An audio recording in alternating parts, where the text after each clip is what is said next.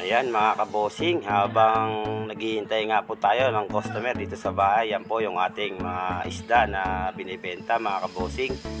Ayan, sa mga naghahanap po ng pang-ihaw, pang-ulam, ayan mga kabosing, sa mga kabarangay ko, ayan, big shoutout sa inyo. Ayan, nandito lang po yung mga hito po natin kung gusto nyo pong bumili mga kabosing, lalong lalo na po sa mga kabarangay ko.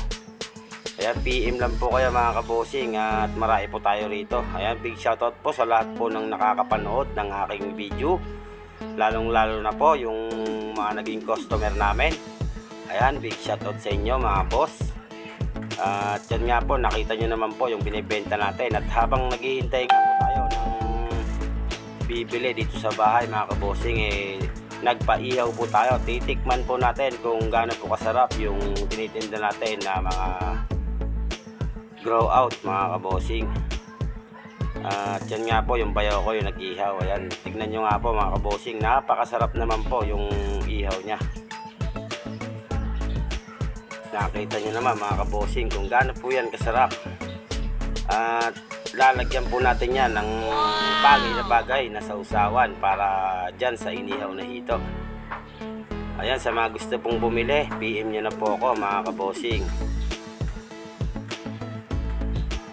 Nakita nyo naman po kung gaano po siya kasarap. At yan nga po, ayan, yan po yung ilalagay nating sausawan, saka po kamatis, saka po yung sibuyas na may dahon mga kabosing. At sigurado na naman na tibag na naman yung kaldero sa labanan na ito mga kabosing. Ayan, sa gusto po kumuha ng maramihan, ayan, mga pambenta sa mga sa mga nagtitinda po sa palengke. Ayan po, naggawa nga po yung bayaw ko ng hito for sale para alam daw po ng tao kung saan po sila bibili ng hito.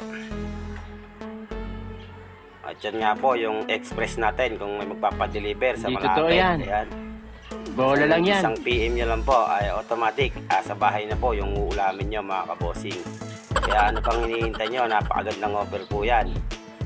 At sa akin po, harvest po tayo ulit ng madami na ibibigay po natin sa mga nagtitinda po sa palengke.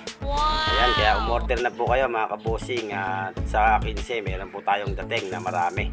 At yun lang po, and God bless, ingat po tayong lahat, keep safe.